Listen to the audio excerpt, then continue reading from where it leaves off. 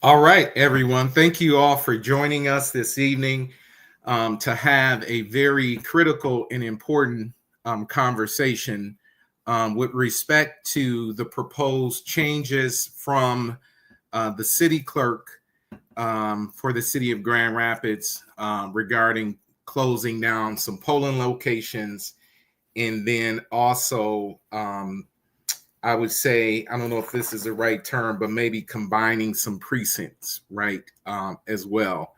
So we are very interested to have this conversation. And the point of this conversation, again, is to increase the level of awareness and education around this very critical issue, voting and having access to the ballot box, voter education as well, and voter literacy and voter engagement is really a bedrock for the NAACP, and for a number of reasons. And so there, and we know have been many individuals that have put their lives on the line to not only register voters, but to make sure that those voters have unfettered access to the polls.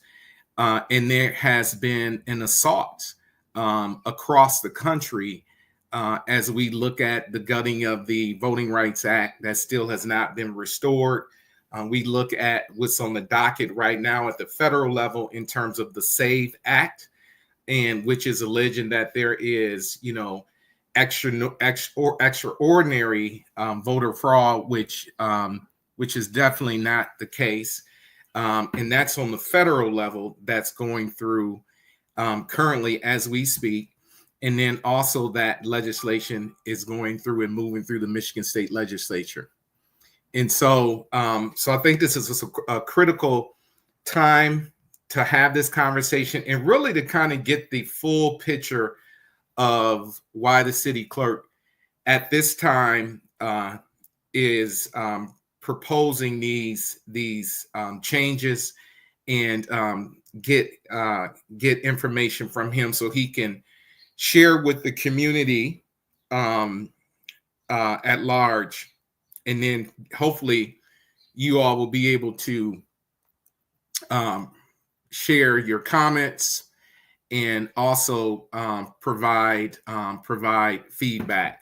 So we're waiting for the city clerk to come on with us this evening, and then after we have that conversation with the city clerk, we will also bring in as an invited guest Commissioner Kelsey Perdue, so she can give some perspective and maybe respond to any comments or any questions with respect to the proposed changes. So I think we're bringing the city clerk in a couple of seconds. But one of the things that I will say as we're bringing him into the studio is that we have to remember that we have to fight hard and continue to fight hard to protect the right to vote. Everybody should have, again, fundamental access, regardless of their zip code, where they live, the color of their skin, their ethnicity, should have access to vote. And we know we're living in an age right now to know that elections have consequences. And all of the things that are coming down, not only just from the federal level, but from the state level and the local level. And so we need to make sure that we are vigilant and ask the right questions and plug into these type of conversations so we can just make sure that we're informed, and that more importantly that we are actually making an informed decision when it comes to this. One of the other things that, as we're waiting for the city clerk to come in, I would encourage everyone in our community to pay attention to the trial that started, the Patrick Leola trial that started today. send any of your thoughts and comments to the Chief Prosecutor, Chris Becker, with respect to his performance, as we are monitoring this closely, just to see where the decision will end up.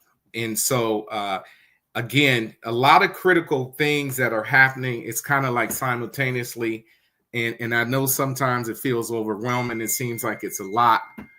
And so we just need to make sure that we are staying tapped in and staying in tune.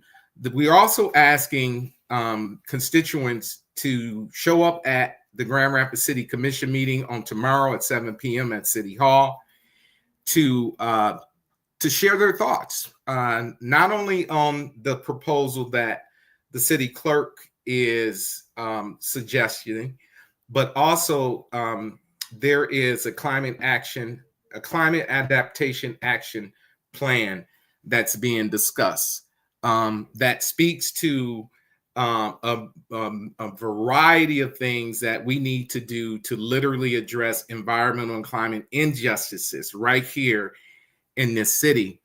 And so that proposal was discussed also at the last city commission meeting, I believe. And again, a piece of critical policy that is important, because when it comes to environmental and climate devastation, it disproportionately impacts communities of color and low wealth and poor white folks. And so again, we invite you to show up at the city commission meeting tomorrow, where you will hear us make some public comment with respect to both of these critical issues. And I think we are about to bring the city clerk in. And again, remember, if you have comments, please drop that comment, recommendations, or considerations, observations in the comment section, and then we can hopefully address those as well. So I believe we are bringing on the city clerk now. President Jackson, thanks for having me. You can hear me okay? We can hear you, Joe. How are you doing, sir? I'm great.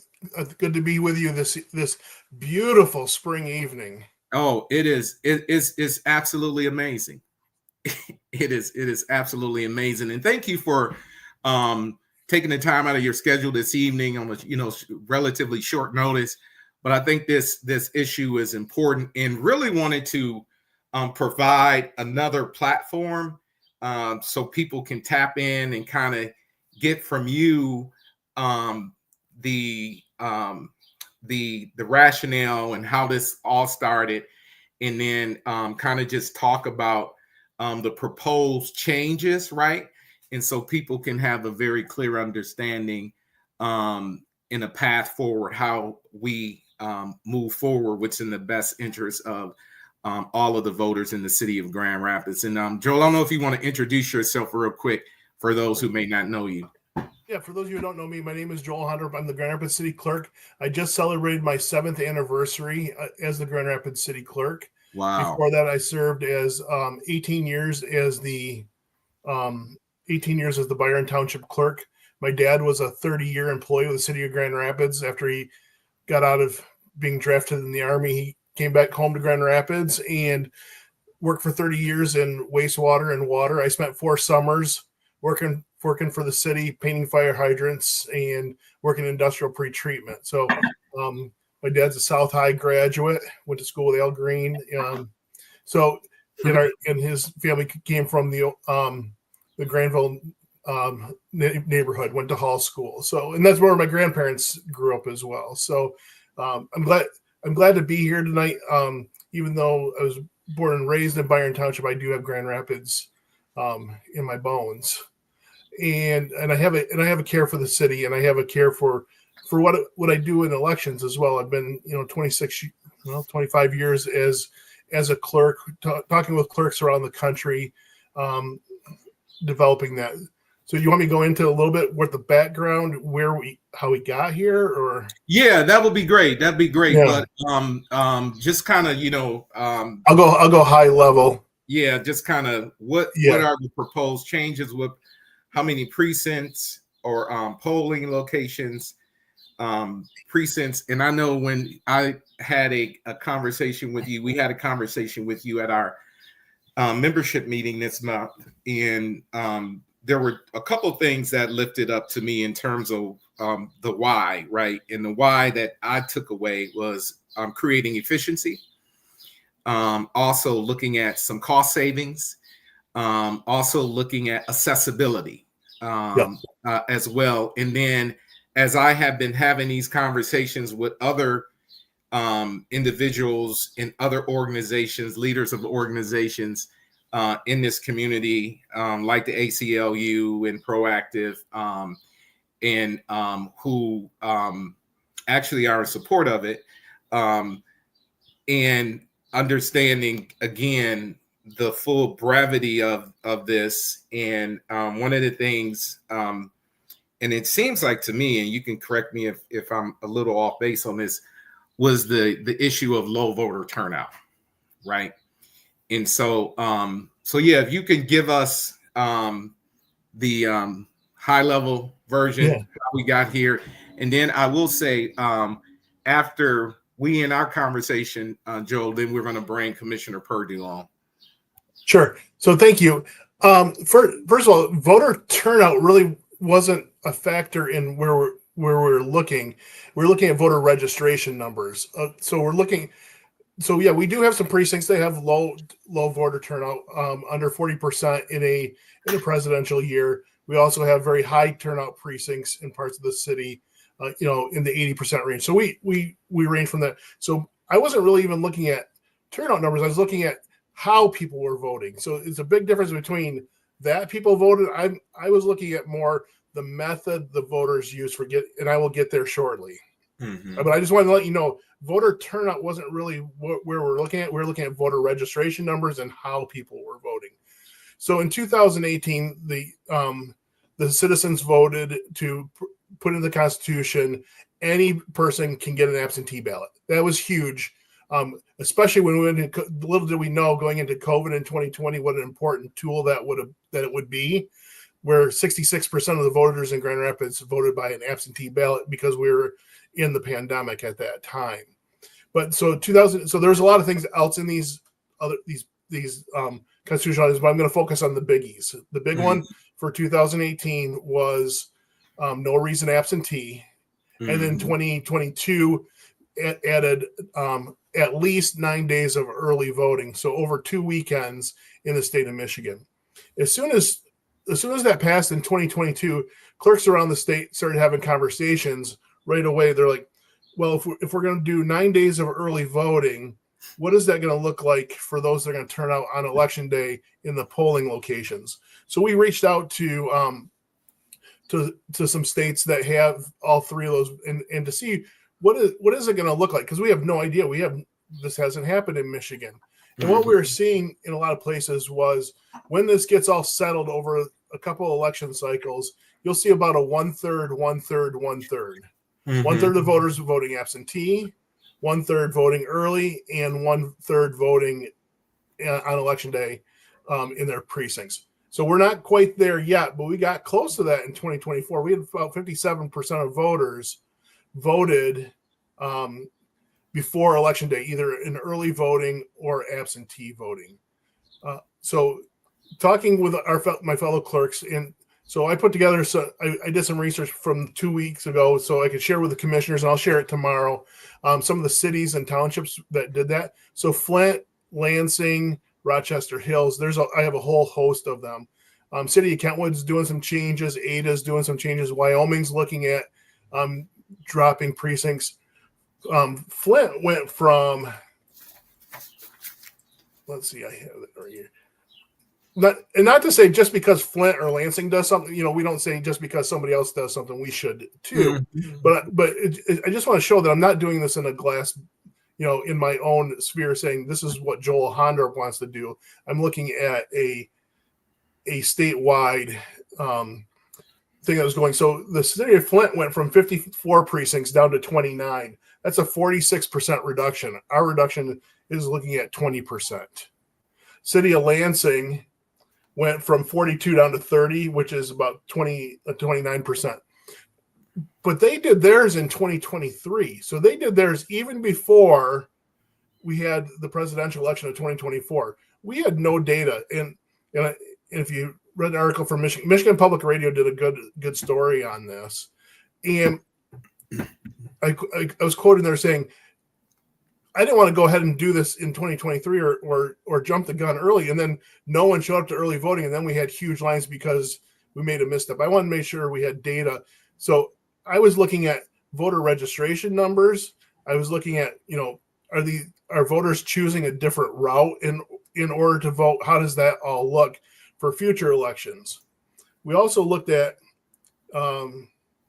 using those different methods. If you look at 2016, we had about 900 plus voters going to the precincts on election days as an average. Some were higher, some were lower. Mm-hmm. This is before no reason absentee. I kind of throw 2020 out because that data for 2020, it's a year that is never going to be the same for any of us, correct? Mm-hmm. And so, but in 2024, we had about 530 voters show up on average in their precinct on election day, which means very, very low lines, which is great.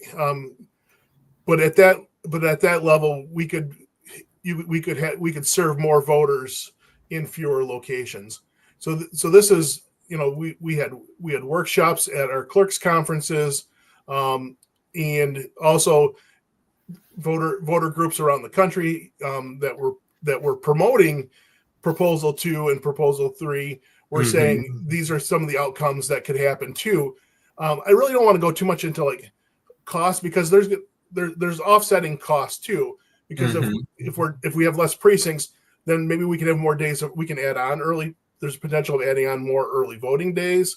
We had 4 early voting sites open where what if we just did one at DeVos Place and everybody had to go downtown? That didn't make any sense to our team. So that's why we put one in each ward and one downtown. Mm-hmm. We're going to have communication plans that are going to have to go to explain this. We're going to mail out. Everybody's going to get a brand new voter card, and we will really be pushing, as we do every election, about know before you go. Mm-hmm. Go to michigan.gov/vote, because who knows? Maybe the boiler went out in the church and we got to change locations. That might be just that day. So we want to get people in that method of saying, just because you voted in the same precinct for 20 years or more, something can happen at that polling location. So always check before you go. I just said a whole lot of things there. So Joe, let me ask you this. So, and I understand what you were saying about registration being one of the main concerns. Yes. But as I've socialized this with a couple of people, it seemed like to me, again, one of their main issues was actually low voter turnout. So I'll just say that. But when we talk about registration, right? So as I've said to those individuals and to others, as we have began to have this conversation, so voter registration, it falls on us in terms of community organizations and others, right? I think a part of it, I'm sorry, I can't hear you. Sorry, I was gonna say it's you, it's proactive. That's what I'm saying. I'm talking about community, or not just the NAACP. I'm talking about community organizations across the board, and individuals in their homes and where they worship and all of those things, right? To make sure that people again have the information to register and feel safe in all of those good things. So, and that's all GOTV. Right. So one of the things I think NAACP does very well is GOTV in actually getting out to vote, right?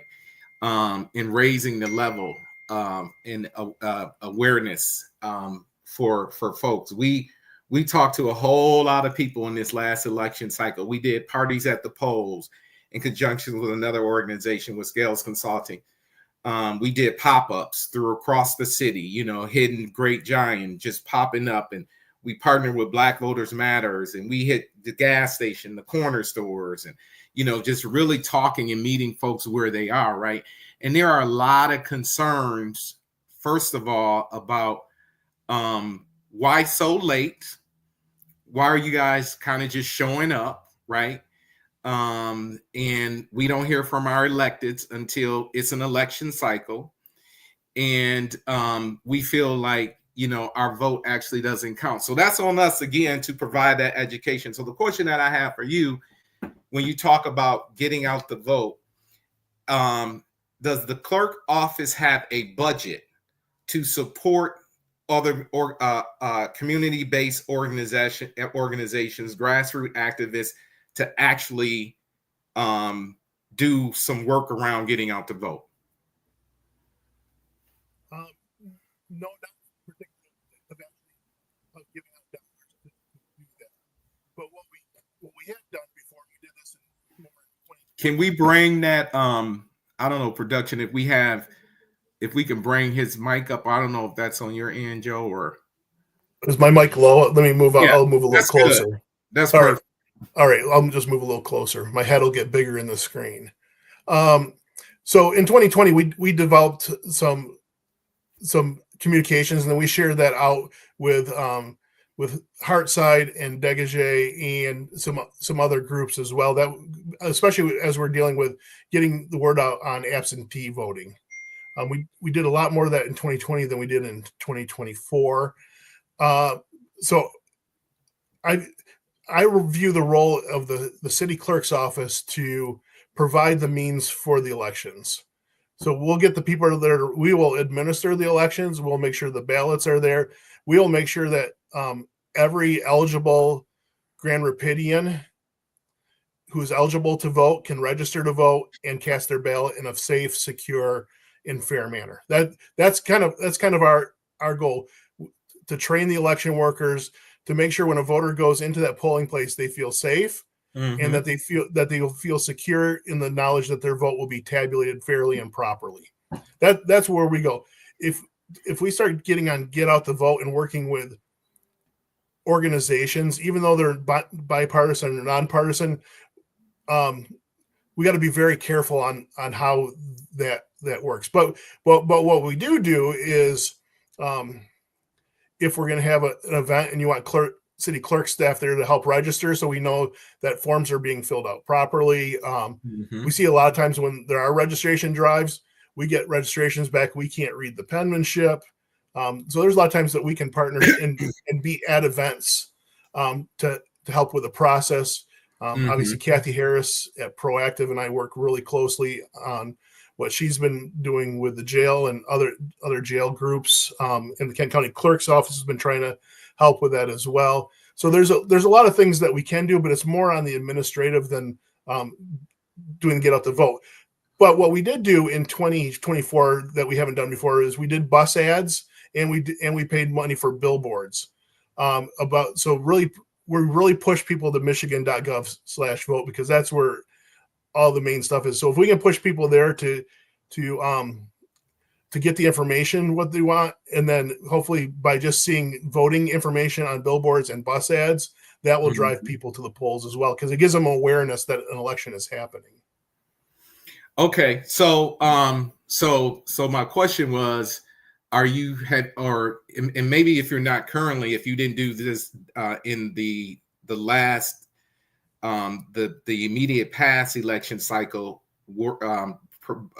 providing funding to organizations for GOTV activity, has the clerk office done that in the past? I don't believe they've given out money directly to organizations to do get out the vote. Okay, and that was just a question that that's always a little, that gets a little sticky sometimes, where not every voter feels the mission of every group, so that gets a little interesting. But we can provide stuff and share information. Okay.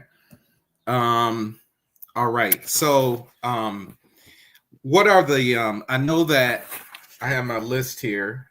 First Ward is, and let's talk about this before we go into the actual sites.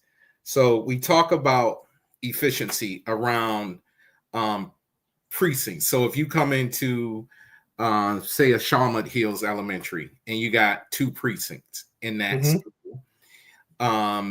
and I know it's been frustrating because I've seen people experience this when they're in the wrong line, and they've been waiting in line for an hour or 2. Then they get up to the front, and then they say, "Oh, you have to go into the other line." So how did that even happen? Why did we ever have 2 precincts in one polling location? That's a good question from my predecessors. So that's been a practice. And in some cities and townships do that. Like the city of Hastings, they have 4 precincts. They all go to the same church and vote in the same gym, just in 4 different corners. So I mean that's a smaller town too. But everybody in town knows they go to vote at that church, and you go in, you got 4 lines to choose from. And so historically, if the space is a good size, and you can do it. But yeah, but we mitigated that at some points because we'd give like little like Disney, like fast passes. So if you got to the front of the line and you're like, oh, sorry, you got to go to the other side of the gym, they could kind of jump the line, go right to the e-poll book. But we just don't want to add that other level of uncertainty in those polling locations. Okay, can you speak to Joe in terms of the total number, right? Yep. And then aggregate those out based on actual polling locations closing, and then precincts being kind of and I don't know how you want to with the term you use. Is it reducing, or I'll try not to do this as a politician. So right, and collapsing precincts into to one. Yep. So let me go. First of all, the proposal that the election commission voted on reduced the precincts from 74 is reducing the precincts to overall from a number of 74 to 59, which would be a 15 number reduction in the number of precincts. So let's not confuse precincts with polling locations. Those are 2 different things. In 2008, the city of Grand Rapids had 100 100 precincts. Then it went down to 83 4 years later, then down to 77, then 76, 74. So this isn't like we do have these reductions and changes every 4 years. And some wards have done it faster than others. So that's why it seems bigger in one area than others. So starting in the first ward, precincts 2 and 5 are inside Sibley School. We're combining them together to be one precinct at Sibley School. So they're consolidated together in the same location. Okay. Precinct 7, which currently votes at Shawmut Hills, is going to move to First Evangelical Church, which is over by Union High School. So 7 and 9 are going to be close together. The issue with Shawmut Hills was we had some changes with a church closing and some other issues. So those voters were voting at a polling location that wasn't even in their precinct because there wasn't a polling location that was available or would fit the needs that we did for accessibility, visibility, etc. And then the third change in the first ward is going from GRCC MTech building on Godfrey up the hill and combining with Cesar Chavez Elementary. This is another one where this is one where there's not a lot of registered voters. So not looking at turnout, looking at the base number of registered voters and what would that do to the voter registrations we change. So that's the first ward. Okay. In the second ward, we have 3 locations where we have 2 precincts in them, and we're going to consolidate them together.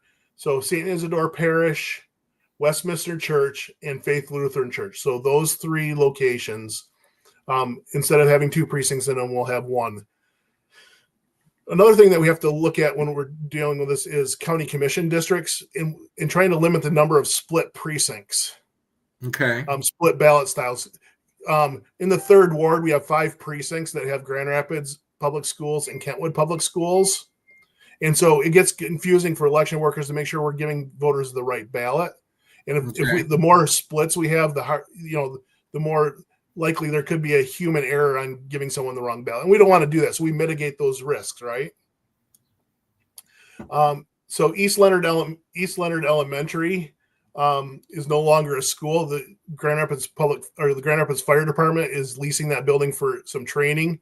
And they're using that gym. They built out some stuff in there. So it's not really an ideal location. And plus, after 2 years, we're probably not going to have it anyway, as the school does their stuff.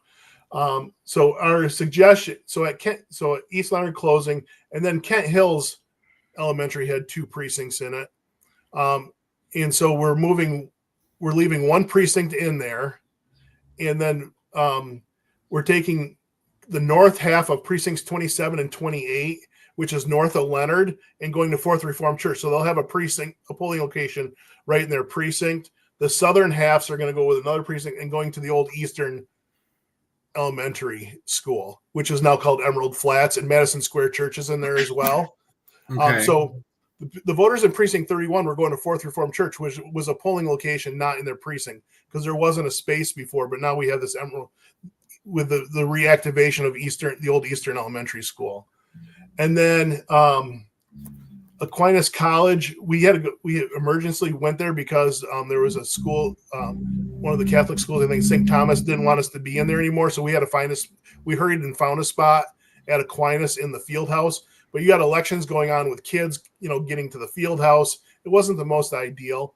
Once again, that precinct is a low voter registration precinct. Okay. And so we're combining that with Congress Elementary. And then finally, one change that we're doing, the downtown precinct. So people think of they live on Monroe Center or on Library. They're going up to Coit School north of 196. They requested, can we be in a downtown? Can we have a downtown precinct? So they're going to get south of 196 will go in with Ransom Tower. But most of their voters voted absentee or early voting because they could go to DeVos Place. Okay. So the ones closing in the second ward are the polling locations closing in the second ward are East Leonard and Aquinas College, and then some others are getting moved to other places. Okay. All and right. then let's look at the 3rd ward. Here we go. All right. Okay, go ahead, Joe. I'll go a little quicker here. Okay. Or slower, probably. You tell me to speed up or stop me. So Sigsbee is close. Sigsbee School. So Sigsbee School and Calvin Christian Reformed Church are 2 precincts up there between Wealthy and Martin Luther King.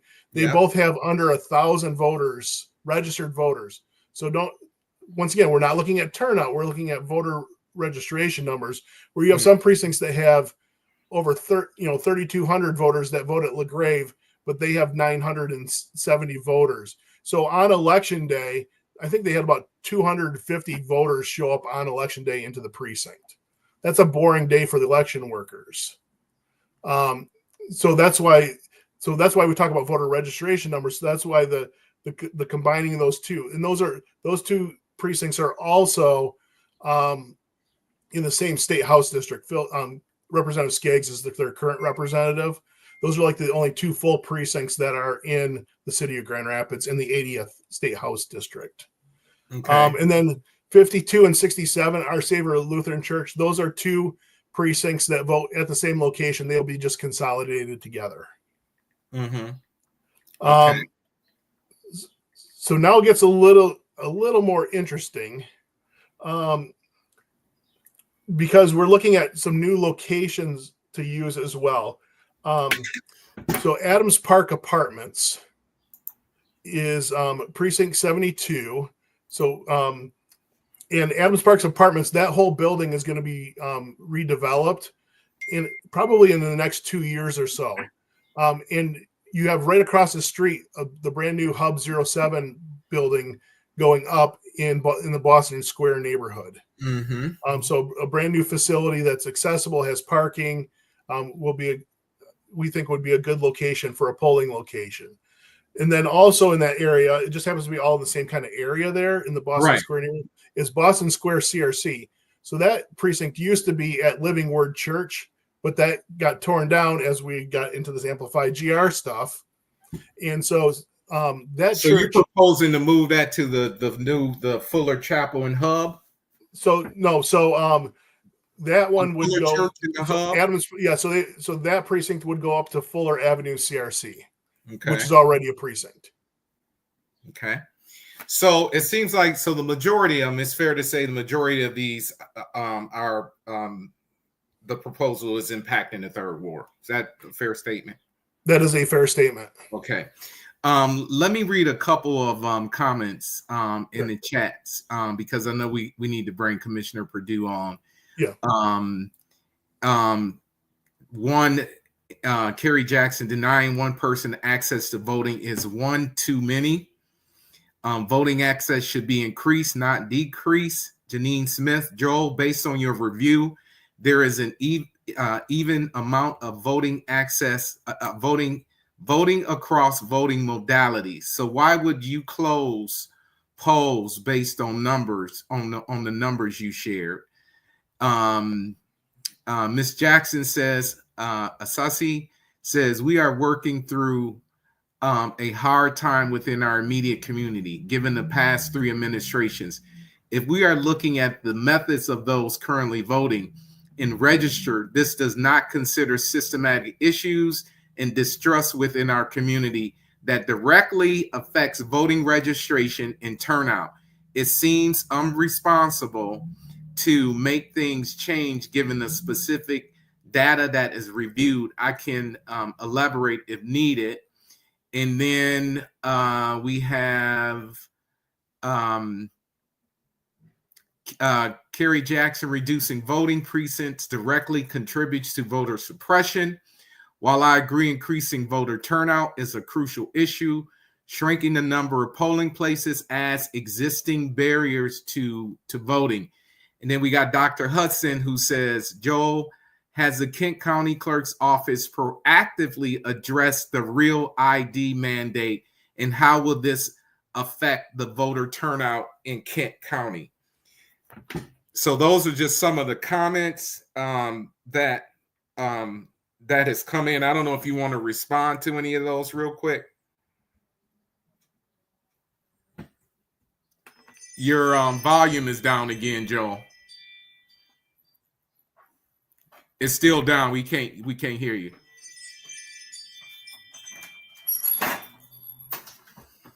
No, I can't hear you.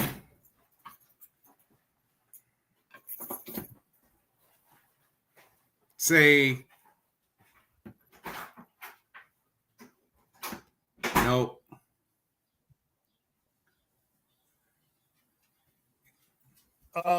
Okay, there you go. Okay, so to answer the last question, so the county has had the state of Michigan in to do real ID, to update IDs at the county building. So watch for those. I think the counties are going to be having the state of Michigan mobile offices more and more at their location working on real ID. Okay, so let me say this before we bring Commissioner Perdue in again. Joel, thank you for taking the time.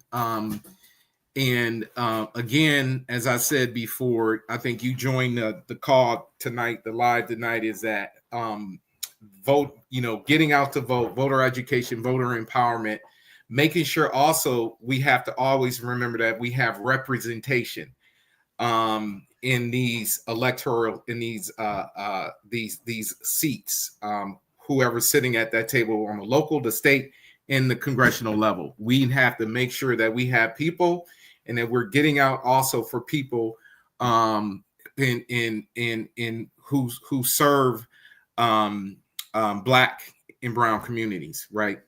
The other thing is, if we're going to change how the system works, then in our opinion, we have to first look at the structure of the system, right?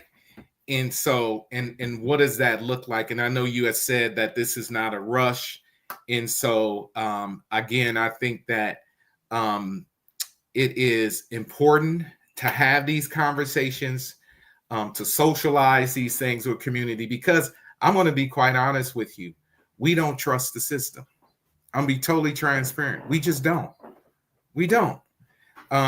Because of our lived experiences. And we don't trust the system.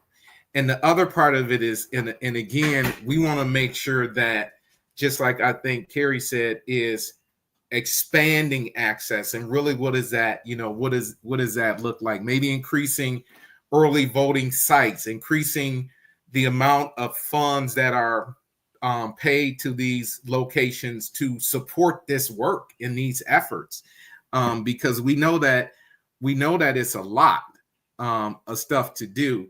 And so I think also timing is very important. Again, I'm not sure if you were on where I talked about the SAFE Act at the local level, the SAFE Act at the federal level. And then the other part of it, and then I'll bring Commissioner Perdue in, is Michigan is one of only a handful of states that has some of the most progressive and forward-looking voting rights laws in the country. And so it's kind of like, does this align, right? And we appreciate the work. I think everybody would appreciate the work in the analysis and all of that. But I think, again, in transparency, I've talked to some of my colleagues, they support it.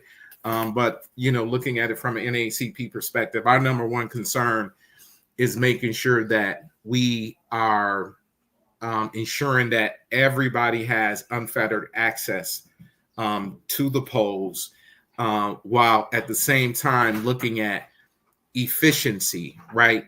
And then for us as community organizations, really focusing and partnering together on registration, right? And not it being last minute. One of the big issues that we have is it's last minute. We should still be registered. That should be an ongoing thing. Well, you can register for 16 and 17-year-olds now that can be pre-registered. Exactly. So, and just sharing that type of information. So we're asking folks to come out to the City Commission tomorrow at 7 p.m. at City Hall, 300 Monroe Northwest, to voice your concern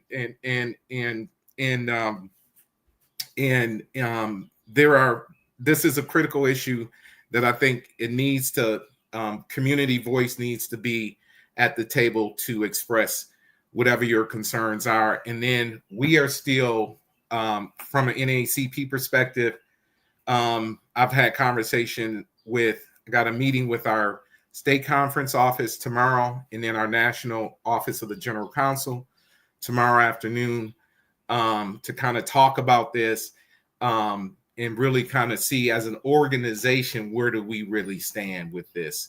Because like I said, in this climate, we got to be really, really conscious and careful.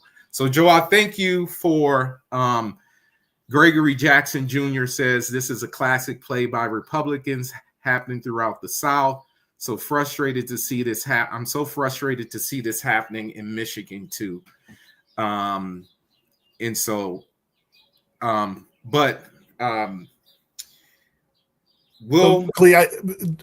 Jackson, I want to thank you for the opportunity. You know me, I'm never one to shy away from a hard conversation.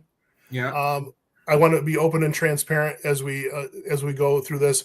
I just want to, just on the timing issue, as I said before, it's not a rush, but we didn't rush into this either, because these are conversations that have been happening. And obviously, as I said, Flint and Jackson and Lansing and various other cities and townships have done this as well. And then also for timing, if there is a special election in November, we'll get an election to try this out. If we wait and then all of a sudden put this at the beginning and bring it back at the beginning of a gubernatorial year, then we're rushing inside of an election year, and I don't really want to do that either. So this is where we do this work in an off year. I get it. I know there's a confluence of a lot of things going on, and we're looking at what is SAVE Act going to do for our office too, because we're going to have to check a lot of documents. Yeah, I'll finish with that. Thank you so much for your time. We'll bring in Commissioner Perdue Commissioner Perdue, thank you. You are on mute. There we go. Good. Hello. Good evening. Good evening. Thank you again for taking your time out. I know on a short notice and being here and being very patient. I think it was important for the city clerk to kind of unpack some stuff so people could hear. And then as they go back and look at this, and as we share this wide and broad, to really have an understanding. But what I'm most interested is getting your perspective and the impact that this, whether it's positive or negative, that it could potentially have on constituency. Again, as I said to the city clerk, we appreciate the analysis, we appreciate the work, the insight, but we have to also be very conscious of the impact that this have. And then, at the end of the day, like I said, and I was very honest, as people know I am transparent, we just don't trust the system. So you want to talk about your position? Absolutely. Thank you for having me. Thank you all for joining. This is a really, really important and critical conversation and potential change in our city that's going to impact so many people who are voting or want to vote today and that could vote in years to come and can really decide a lot of critical elections and who is going to be leading us in these critical moments. I just also want to just shout out and thank the city clerk for coming. As he said, he does not shy away from hard conversations. And I really do appreciate all the work that he's done to make our election process in the city better overall and to build relationships with community organizations like yours. And so I do want to commend him on that. And that being said, I think, every time we have a proposal to change policy or practice in the city, it's so important to look and say, what could be the impact? What do we want the impact to be? But what could be the unintended impact or the unintended consequence? And that's the lens that I'm approaching this issue from. As the city clerk mentioned, there is a proposal to reduce the number of voting precincts in the city by 15. We all know that proximity and ease of voting is what really drives turnout. It's a big, big factor in turnout, especially for first-time voters, infrequent voters, busy voters like me, so on and so forth. And so, my main concern lies that the majority of these changes are taking place would take place in the third ward, and even more so that the full-out elimination of voting precincts, half of those would take place in the third ward. So that's my concern. I think for obvious reasons, with the history and the need to maintain and increase voter access. We are growing as a city. We want to encourage and increase our turnout. As Clerk said, we have less than 40% turnout in some of our precincts. And so we should be making it easier, not harder for folks to vote. We should be looking at adding precincts, not taking them away. And so that's my stance. And I appreciate you all for kind of joining and sharing your concerns around this as well. Yeah. And thank you for that. And like I said, I've had meetings, I've had conversations with other commissioners about this and other community organizations and their leadership within those organizations. I've had a conversation with the ACLU. And the number one thing, and I hear when Joel said, well, we're concerned about registration, but it was really voter turnout, in my opinion. But again, we have to do a better job. And I'll just speak to our organization from an NAACP perspective. We cannot wait to the last hour to do these pushes in these mass mobilizations. I think we're a little different in terms of, I can just speak for our branch or unit, is that we always talk about the importance of voter registration education. What are some of the policy concerns that are at all levels, and in making sure that we're constantly raising, amplifying the issue. And we have to continuously do that, but we also have to learn how to collectively work better together and not necessarily compete for these little crumbs that organizations give organizations to do GOTV activity, because quite honestly, That's why I asked the city clerk specifically if he had a budget that has been funding some of the organizations, because I get it in terms of the it depends on the extent and the gravity of the mobilization, but this is stuff that we should just be doing. Yeah. And It's interesting you said that, because as I've been hearing from organizations around this and their thoughts, one of the replies that someone shared with me is like, well, we can just get more transportation out. We can just do more.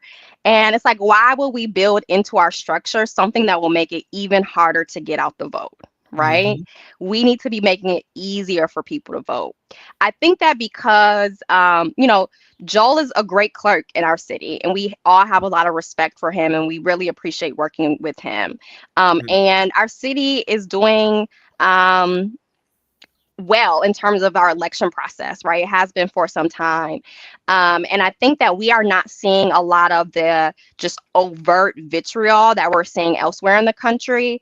Right. But that does not mean that we might have those negative unintended consequences, particularly on marginalized communities, communities of color, immigrant communities. Those are the communities where I see a lot of these expected or proposed closures to take place. So though it might not be a big, scary headline, we should still pay attention and say, is this a threat to voter access? And I truly believe that it is. And there's not a strong justification for us to full out eliminate sites, especially right now.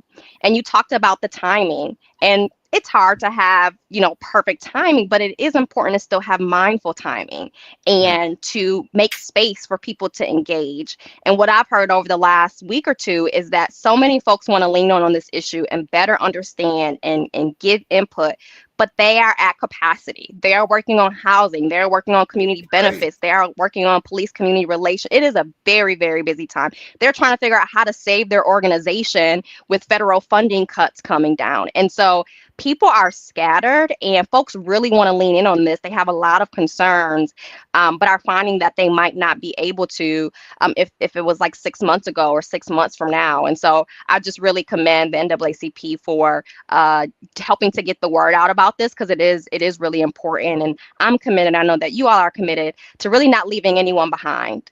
And as I think about all the new voters we'll have in the midterms, all the people who are turning 18, all the newcomers to our city as we grow and we attract talent and young families, we need to make it as easy as possible. And so part of the plan is where 2 precincts have been voting in the same place for many years, make them 1, right? That's not anything that I'm against. There's other examples where we're not eliminating precincts, but the proposal is just to move voting locations to the one that is more accessible and better located. That is great. But the third bucket of changes, where we're asked to just totally eliminate precincts altogether, is one that does not support our vision of for our city of excellence in government. And as a state, we've been doing excellent. Joel talked about all the changes in voter access and 16 and 17 pre-registered to vote. I mean, we have a lot of good stuff going for us. We should not be taking a step back now. I agree.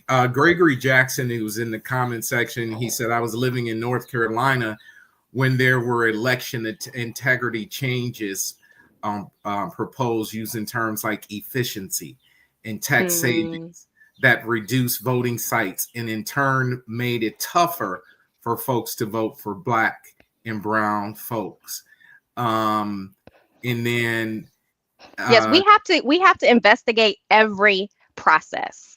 Inequity is built into process, right? It's built in policy, practices, and process. And so any process, we need to investigate it and says, is it working as intended? Is it working for all? And so when I see that even in lower turnout districts, that that precinct is going to be totally eliminated, that sends an alarm off in my head.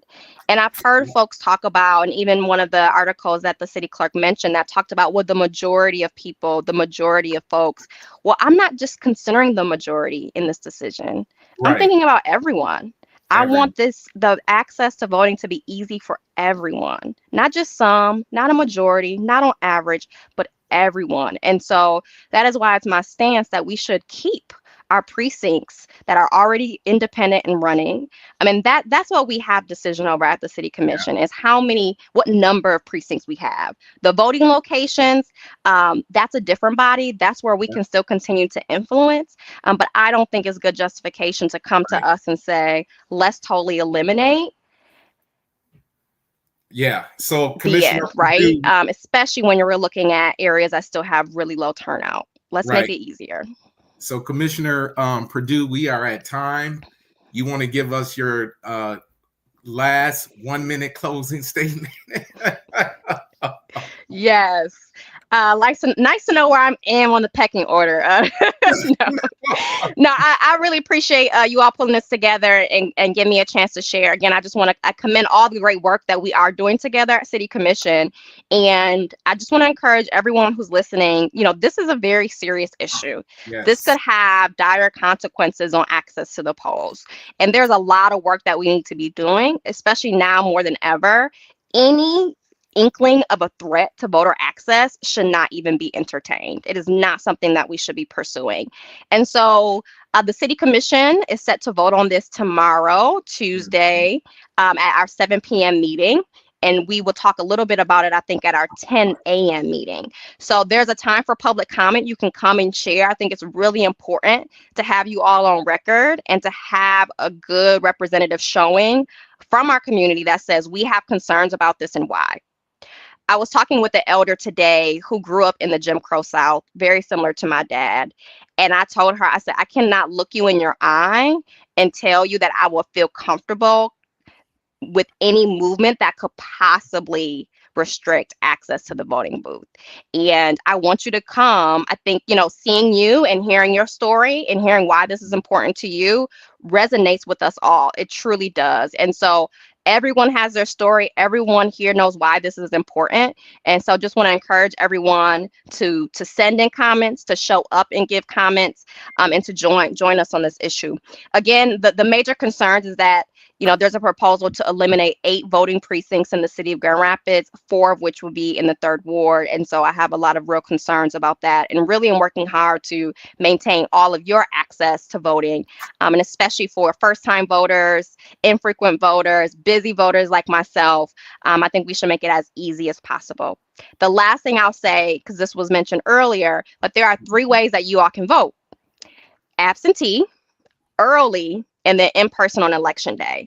And this last November, for the election, of those 3 options, the majority of people still chose to show up to rely on in-person election day voting.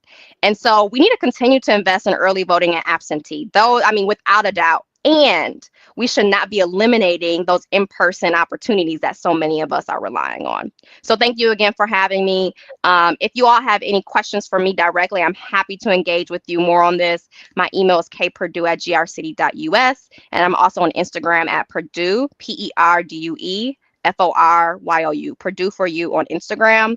And I also do 3rd Ward briefings and updates of what's happening in City Hall. What are some wins? What are we working on? What are some challenges that if you sign up for my email list, you can stay in the loop in that, and really kind of stay up to date with what's going on in City Hall and with me in the 3rd Ward. So thanks again. Enid Gaddis says, thank you, Kelsey Perdue, Commissioner. We appreciate you. Russell Olmsted says, thank you, Commissioner Perdue.